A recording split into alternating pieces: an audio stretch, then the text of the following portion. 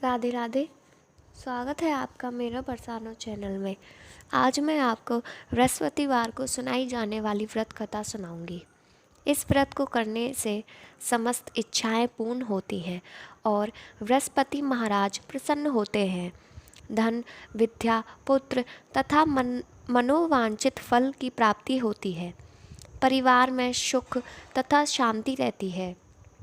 इसीलिए यह व्रत सर्वश्रेष्ठ और अति फलदायक है। इस व्रत में केले का पूजन ही करें। कथा और पूजन के समय मन, कर्म और वचन से शुद्ध होकर मनोकामना पूर्ति के लिए बृहस्पति देव से प्रार्थना करनी चाहिए। दिन में एक समय ही भोजन करें। भोजन चने की दाल आदि का करें। नमक ना खाएं। पीले वस्त्र पहने। पीले फलों का प्रयोग करें। पीले चंदन से पूजन करें। पूजन के बाद भगवान बृहस्पति की कथा सुननी चाहिए। तो आइए सुनते हैं बृहस्पतिवार व्रत कथा। प्राचीन समय की बात है। एक बड़ा प्रतापी तथा दानी राजा था। वह प्रत्येक गुरुवार को व्रत रखता एवं पूजा करता था। यह उसकी रानी को अच्छा ना लगता। ना वह व्रत करती और ना ही किसी को एक पैसा दान में देती। राजा को भी ऐसा करने से मना किया करती थी। एक समय की बात है कि राजा शिकार खेलने वन को चले गए। घर पर रानी और दासी थी। उस समय गुरु बृहस्पति साधु का रूप धारण कर राजा के दरवाजे पर भिक्षा मांगने आए। साधु ने रानी से भिक्षा मांगी तो वह कहने लगी, हे साधु महाराज, मैं इस दान और पुण्य से तंग आ गई हूँ।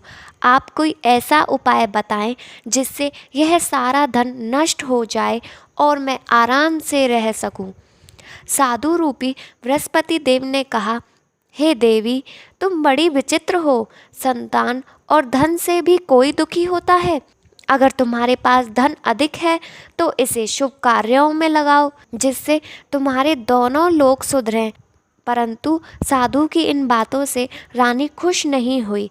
उसने कहा, मुझे ऐसे धन की आवश्यकता नहीं जिसे मैं दान में दूं तथा जिसको संभालने में ही मेरा सारा समय नष्ट हो जाए। साधु ने कहा, यदि तुम्हारी ऐसी इच्छा है तो मैं तुम्हें बताता हूँ, तुम वैसे ही करना।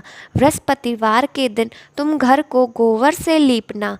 अपने केशों को पीले मिट्टी से धोना। केशों को धोते समय स्नान करना। राजा से हजामत बनाने को कहना। भोजन में मांस मदिरा खाना। कपड़ा धोबी के यहाँ धुलने डालना। इस प्रकार 7 बृहस्पतिवार करने से तुम्हारा समस्त धन नष्ट हो जाएगा। इतना कहकर साधु बने बृहस्पति देव अंतर्ध्यान हो गए। साधु के कहे अनुसार करते हुए रानी को केवल 3 बृहस्पतिवार ही बीते थे कि उसकी समस्त धन संपत्ति नष्ट हो गई। भोजन के लिए परिवार तरसने लगा। एक दिन राजा रानी से बोला, हे रानी, तुम यहीं रहो, मैं दूसरे देश को जाता हूँ, क्योंकि यहाँ पर मुझे सभी जानते हैं, इसीलिए मैं कोई छोटा कार्य नहीं कर सकता। ऐसा कहकर राजा परदेश चला गया। वहाँ वह जंगल से लकड़ी काटकर लाता और शहर में बेचता। इस तरह वह अपना जीवन व्यतीत करने लगा। इधर राजा के बिना रानी और दासी दुखी रहने लगे। एक समय जब रानी और दासियों को 7 दिन बिना भोजन के रहना पड़ा तो रानी ने अपनी दासी से कहा, हे दासी, पास ही के नगर में मेरी बहन रहती है। वह बड़ी धनवान है। तू उसके पास जा और कुछ ले आ ताकि थोड़ा बहुत गुजर बसेरा हो जाए। दासी रानी की बहन के पास गई। उस दिन बृहस्पतिवार था। रानी की बहन उस समय बृहस्पतिवार की कथा सुन रही थी। दासी ने रानी की बहन को अपनी रानी का संदेश दिया, लेकिन रानी की बहन ने कोई उत्तर नहीं दिया। जब दासी को रानी की बहन से कोई उत्तर नहीं मिला तो वह बहुत दुखी हुई। उसे क्रोध भी आया। दासी ने वापस आकर रानी को सारी बात बता दी। सुनकर रानी ने अपने भाग्य को कोसा। उधर रानी की बहन ने सोचा कि मेरी बहन की दासी आई थी, परंतु मैं उससे नहीं बोली। इससे वह बहुत दुखी हो गई। कथा सुनकर और पूजन समाप्त कर वह अपनी बहन के घर गई और कहने लगी, हे बहन, मैं बृहस्पतिवार का व्रत कर रही थी। तुम्हारी दासी गई, परंतु जब तक कथा होती है तब तक ना उठते हैं और ना बोलते हैं, इसीलिए नहीं बोली। कहो दासी क्यों गई थी? रानी बोली, बहन, हमारे घर अनाज नहीं था। ऐसा कहते कहते रानी की आंखें भर आई। उसने दासियों समेत भूखा रहने की बात भी अपनी बहन को बता दी। रानी की बहन बोली, बहन देखो, बृहस्पति देव भगवान सबकी मनोकामना पूर्ण करते हैं। देखो, शायद तुम्हारे घर में अनाज रखा हो। यह सुनकर दासी घर के अंदर चली गई। वहाँ उसे एक घड़ा अनाज का भरा मिल गया। उसे बड़ी हैरानी हुई, क्योंकि उसने एक एक बर्तन देख लिया। उसने बाहर आकर रानी को बताया। दासी रानी से कहने लगी, हे रानी, जब हमको भोजन नहीं मिलता तो हम व्रत ही तो करते हैं, इसीलिए क्यों ना इनसे व्रत और कथा की विधि पूछ ली जाए। हम भी व्रत किया करेंगे। दासी के कहने पर रानी ने अपनी बहन को बृहस्पतिवार व्रत के बारे में पूछा। उसकी बहन ने बताया, बृहस्पतिवार के व्रत में चने की दाल और मुनक्का से विष्णु भगवान का केले की जड़ में पूजन करें तथा दीपक जलाएं, पीला भोजन करें तथा कथा सुनें। इससे गुरु भगवान प्रसन्न होते हैं, मनोकामना पूर्ण करते हैं। व्रत और पूजन की विधि बताकर रानी की बहन अपने घर लौट गई। रानी और दासी दोनों ने निश्चय कर लिया कि बृहस्पति भगवान का पूजन जरूर करेंगे। 7 रोज बाद जब बृहस्पतिवार आए तो उन्होंने व्रत रखा। गुड़सल में जाकर चना और गुड़ बीन लाई। उसकी दाल से केले की जड़ तथा विष्णु भगवान का पूजन किया। अब पीला भोजन कहाँ से आए? दोनों बड़ी दुखी हुई, परंतु उन्होंने व्रत किया था, इसीलिए बृहस्पति देव भगवान प्रसन्न थे। एक साधारण व्यक्ति के रूप में वे 2 थालों में सुंदर पीला भोजन लेकर आए और दासी को देकर बोले, हे दासी, यह भोजन तुम्हारे लिए और तुम्हारी रानी के लिए है, इसे तुम दोनों ग्रहण करें। दासी भोजन पाकर बहुत प्रसन्न हुई। उसने रानी को सारी बात बताई। उसके बाद से वे प्रत्येक बृहस्पतिवार को गुरु भगवान का व्रत और पूजन करने लगी। बृहस्पति देव भगवान की कृपा से उनके पास धन हो गया, परंतु रानी फिर पहले की तरह आलस्य करने लगी। तब दासी बोली, देखो रानी, तुम पहले भी इस प्रकार आलस्य करती थी। तुम्हें धन के रखने में कष्ट होता था, इस कारण सभी धन नष्ट हो गया। अब गुरु भगवान की कृपा से धन मिला है तो फिर तुम्हें आलस्य होता है। बड़ी मुसीबतों के बाद हमने यह धन पाया है, इसीलिए हमें दान पुण्य करना चाहिए। अब तुम भूखे मनुष्यों को भोजन कराओ, प्याऊ लगवाओ, ब्राह्मणों को दान दो, कुएं, तालाब, बावड़ी आदि का निर्माण करो, मंदिर, पाठशाला बनवाकर ज्ञान दान दो, कुंवारी कन्याओं का विवाह करवाओ, अर्थात धन को शुभ कार्यों में खर्च करो, जिससे तुम्हारे कुल का यश बढ़े तथा स्वर्ग प्राप्त हो और पितृ प्रसन्न हो। दासी की बात सुनकर रानी शुभ कर्म करने लगी। उसका यश फैलने लगा। एक दिन रानी और दासी आपस में विचार करने लगी कि ना जाने राजा किस दशा में होंगे, उनकी कोई खोज खबर नहीं है। उन्होंने श्रद्धापूर्वक बृहस्पति भगवान से प्रार्थना की कि राजा जहाँ कहीं भी हों शीघ्र वापस आ जाएं। उधर राजा परदेश में बहुत दुखी रहने लगा। वह प्रतिदिन जंगल से लकड़ी बीनकर लाता और उसे शहर में बेचकर अपनी दुखी जीवन को बड़ी कठिनता से व्यतीत करता। एक दिन दुखी हो अपनी पुरानी बातों को याद करके वह रोने लगा और उदास हो गया। उसी समय राजा के पास बृहस्पति देव साधु के वेश में आकर बोले, हे लकड़हारे, तुम इस सुनसान जंगल में किस चिंता में बैठे हो, मुझे बतलाओ। यह सुन राजा के नेत्रों में जल भर आया। साधु की वंदना कर राजा ने अपनी संपूर्ण कहानी सुना दी। महात्मा दयालु होते हैं। वे राजा से बोले, हे राजा, तुम्हारी पत्नी ने बृहस्पति देव के प्रति अपराध किया था, जिसके कारण तुम्हारी यह दशा हुई। अब तुम चिंता मत करो, भगवान तुम्हें पहले से अधिक धन देंगे। देखो, तुम्हारी पत्नी ने बृहस्पतिवार का व्रत प्रारंभ कर दिया है। अब तुम भी बृहस्पतिवार का व्रत करके चने की दाल व गुड़ जल के लोटे में डालकर केले का पूजन करो। फिर कथा कहो या सुनो, भगवान तुम्हारी सब मनोकामना को पूर्ण करेंगे। साधु की बात सुनकर राजा बोला, हे प्रभु, लकड़ी बेचकर तो इतना पैसा भी नहीं बचता जिससे भोजन के उपरांत कुछ बचा सकूं। मैंने रात्रि में अपनी रानी को व्याकुल देखा है। मेरे पास कोई साधन नहीं जिससे उसका समाचार जान सकूं। फिर मैं कौन सी कहानी कहूँ, यह भी मुझको मालूम नहीं है। साधु ने कहा, हे राजा, मन में बृहस्पति भगवान के पूजन व्रत का निश्चय करो। वे स्वयं तुम्हारे लिए कोई राह बना देंगे। बृहस्पतिवार के दिन तुम रोजाना की तरह लकड़ियाँ लेकर शहर में जाना। तुम्हें रोज से दुगना धन मिलेगा, जिससे तुम भली भांति भोजन कर लोगे तथा बृहस्पति देव की पूजा का सामान भी आ जाएगा। जो तुमने बृहस्पतिवार की कहानी के बारे में पूछा है, वह इस प्रकार है। प्राचीन काल में एक बहुत ही निर्धन ब्राह्मण था। उसके कोई संतान ना थी। वह नित्य पूजा पाठ करता। उसकी स्त्री ना स्नान करती और ना किसी देवता का पूजन करती। इस कारण ब्राह्मण देवता बहुत दुखी हो रहते थे। भगवान की कृपा से ब्राह्मण के यहाँ एक कन्या उत्पन्न हुई। कन्या बड़ी होने लगी। प्रातः स्नान करके वह भगवान विष्णु का जाप करती। बृहस्पतिवार का व्रत भी करने लगी। पूजा पाठ समाप्त कर पाठशाला जाती तो अपनी मुट्ठी में जौ भर कर ले जाती और पाठशाला के मार्ग में डालती जाती। लौटते समय वही जौ स्वर्ण के हो जाते तो उनको बीनकर घर ले आती। एक दिन वह बालिका सूप में उन सोने के जौ को फटक कर साफ कर रही थी कि तभी उसकी माँ ने देख लिया और कहा कि हे बेटी, सोने के जौ को फटकने के लिए सोने का सूप भी तो होना चाहिए।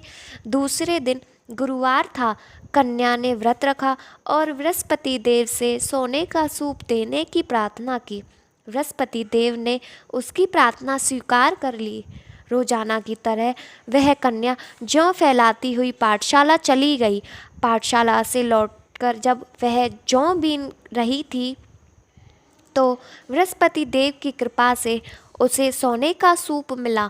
उसे वह घर ले आई और उससे जौ साफ करने लगी, परंतु उसकी माँ का वही ढंग रहा। एक दिन की बात है, कन्या सोने के सूप में जब जौ साफ कर रही थी, उस समय उस नगर का राजकुमार वहाँ से निकला। कन्या के रूप और कार्य को देखकर वह उस पर मोहित हो गया। राजमहल आकर वह भोजन तथा जल त्याग कर उदास होकर लेट गया। राजा को जब राजकुमार द्वारा अन्न जल त्यागने का समाचार ज्ञात हुआ तो अपने मंत्रियों के साथ वह अपने पुत्र के पास गया और कारण पूछा। राजकुमार ने राजा को उस लड़की के घर का पता भी बता दिया। मंत्री उस लड़की के घर गए। मंत्री ने ब्राह्मण के समक्ष राजा की ओर से निवेदन किया। कुछ ही दिन बाद ब्राह्मण की कन्या का विवाह राजकुमार के साथ संपन्न हो गया। कन्या के घर से जाते ही ब्राह्मण के घर में पहले की भांति गरीबी का निवास हो गया। एक दिन दुखी होकर ब्राह्मण अपनी पुत्री से मिलने गया। बेटी ने पिता की अवस्था को देख और अपनी माँ का हाल पूछा। ब्राह्मण ने सभी हाल कह सुनाए। कन्या ने बहुत सा धन देकर अपने पिता को विदा कर दिया, लेकिन कुछ दिन बाद फिर वही हाल हो गया। ब्राह्मण फिर अपनी कन्या के यहाँ गया और सभी हाल कहा तो बोली, हे पिताजी, आप माता जी को यहाँ लेवा लाओ, मैं उन्हें वह विधि बता दूंगी जिससे गरीबी दूर हो जाए। ब्राह्मण देवता अपनी स्त्री को साथ लेकर अपनी पुत्री के पास राजमहल पहुँचे तो पुत्री अपनी माँ को समझाने लगी, हे माँ, तुम प्रातःकाल स्नान करके विष्णु भगवान का पूजन करो तो सब दरिद्रता दूर हो जाएगी। परंतु उसकी माँ ने उसकी एक भी बात नहीं मानी। वह प्रातःकाल उठकर अपनी पुत्री की बची जूठन को खा लेती थी। एक दिन उसकी पुत्री को बहुत गुस्सा आया।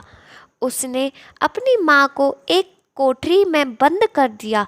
प्रातः उसे स्नान करा के पूजा पाठ करवाया। उसकी माँ की बुद्धि ठीक हो गई। इसके बाद वह नियम से पूजा पाठ करने लगी और प्रत्येक बृहस्पतिवार को व्रत करने लगी। मृत्यु के बाद वह स्वर्ग को गई। वह ब्राह्मण भी सुखपूर्वक इस लोक का सुख भोगकर स्वर्ग को प्राप्त हुआ। इस तरह कहानी कहकर साधु बने देवता वहाँ से लोप हो गए। धीरे धीरे समय व्यतीत होने पर फिर बृहस्पतिवार का दिन आया। राजा जंगल से लकड़ी काटकर शहर में बेचने गया। उस दिन और दिनों से अधिक धन मिला। राजा ने चना, गुड़ और आदि लाकर बृहस्पतिवार का व्रत किया। उस दिन से उसके सभी कलेश दूर हो गए। परंतु जब अगले गुरुवार का दिन आया तो वह बृहस्पतिवार का व्रत करना भूल गया। इस कारण बृहस्पति भगवान नाराज हो गए। उस दिन उस नगर के राजा ने विशाल यज्ञ का आयोजन किया था तथा अपने समस्त राज्यों में घोषणा करवा दी कि सभी मेरे यहाँ भोजन करने आवें।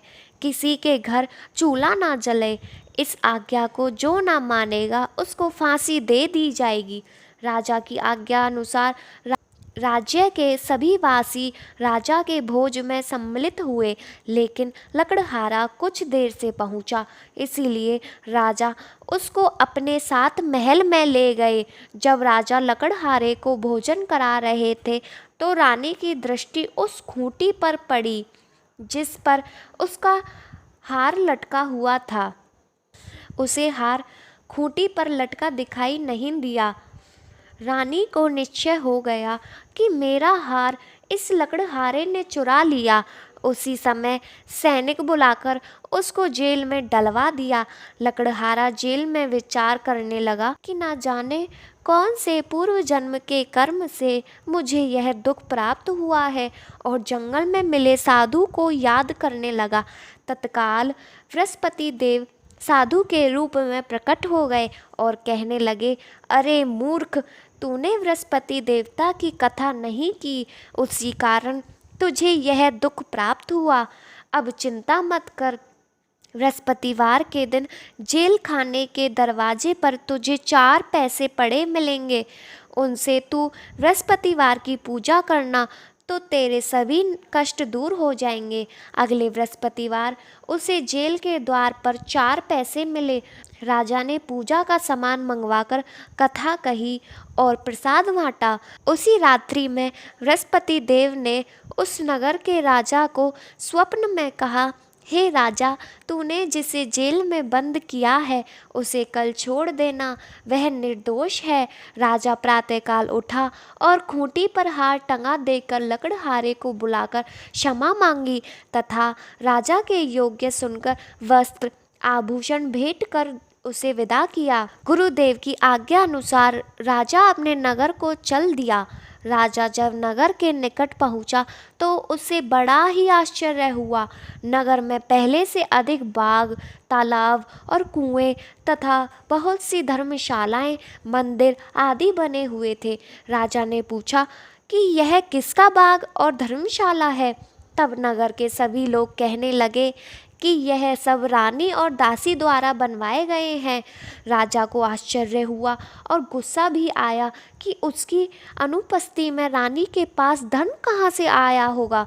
जब रानी ने यह खबर सुनी कि राजा आ रहे हैं तो उसने अपनी दासी से कहा, हे दासी, देख, राजा हमको कितनी बुरी हालत में छोड़ गए थे। वह हमारी ऐसी हालत देखकर लौट ना जाएं, इसीलिए तू दरवाजे पर खड़ी हो जा।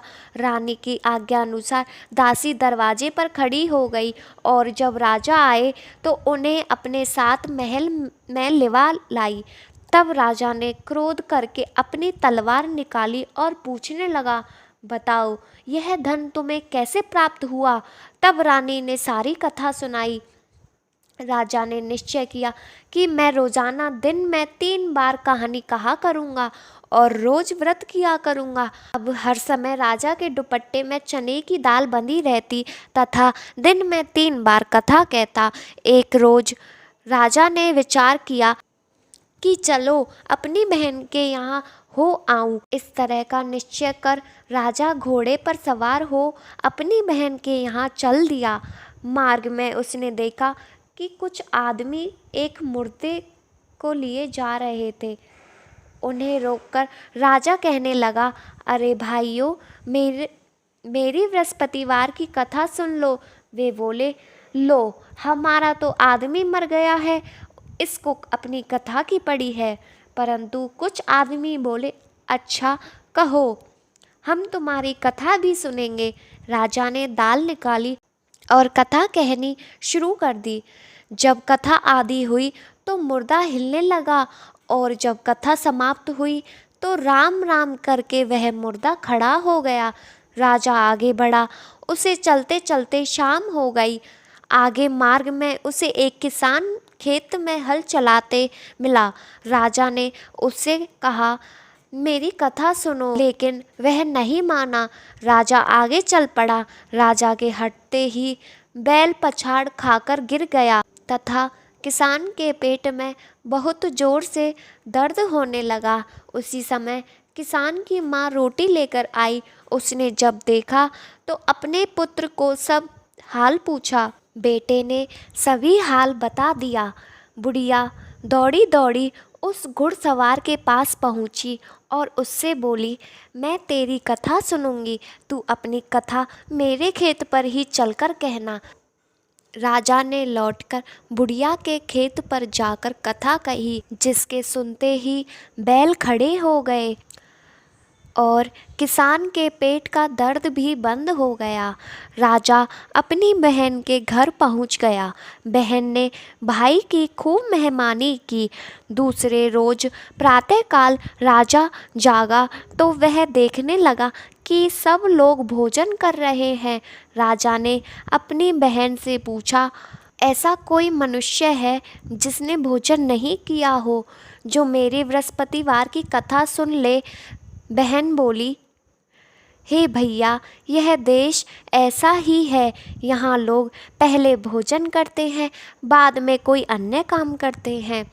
फिर वह एक कुम्हार के घर गई, जिसका लड़का बीमार था। उसे मालूम हुआ कि उसके यहाँ 3 दिन से किसान ने भोजन नहीं किया। रानी ने अपने भाई की कथा सुनने के लिए कुम्हार से कहा। वह तैयार हो गया। राजा ने जाकर बृहस्पतिवार की कथा कही, जिसको सुनकर उसका लड़का ठीक हो गया। अब तो रोज को प्रसन्नता होने लगी। एक दिन राजा ने अपनी बहन से कहा, हे बहन, मैं अब अपने घर जाऊंगा, तुम भी तैयार हो जाओ। राजा की बहन ने अपनी सास से अपने भाई के साथ जाने की आज्ञा मांगी। सास बोली, हाँ चली जा, मगर अपने लड़के को मत ले जाना, क्योंकि तेरे भाई के कोई संतान नहीं होती है। बहन ने अपने भाई से कहा, हे भैया, मैं तो चलूँगी, मगर कोई बालक नहीं जाएगा। अपनी बहन को भी छोड़कर दुखी मन से राजा अपने नगर को लौट आया। राजा ने अपनी रानी से सारी कथा बताई और बिना भोजन किए वह शैया पर लेट गया। रानी बोली, हे प्रभु, बृहस्पति देव ने हमें सब कुछ दिया है, वे हमें संतान अवश्य देंगे। उसी रात बृहस्पति देव ने राजा को स्वप्न में कहा, हे राजा, उठ, सभी सोच त्याग दे, तेरी रानी गर्भवती है। राजा को यह सुनकर बड़ी खुशी हुई। 9वें महीने रानी के गर्भ से एक सुंदर पुत्र पैदा हुआ। तब राजा बोला, हे रानी, स्त्री बिना भोजन के रह सकती है, परंतु बिना कहे नहीं रह सकती। जब मेरी बहन आए तो तुम उसे कुछ मत कहना। रानी ने हाँ कर दी। जब राजा की बहन ने यह शुभ समाचार सुना तो वह बहुत खुश हुई तथा बधाई लेकर अपने भैया के यहाँ आई। रानी ने तब उसे आने का उल्हाना दिया। जब भाई अपने साथ ला रहे थे तब टाल गई, उनके साथ ना आई और आज अपने आप ही भागी भागी बिना बुलाए आ गई। तो राजा की बहन बोली, भाई, मैं इस प्रकार ना कहती तो तुम्हारे घर औलाद कैसे होती।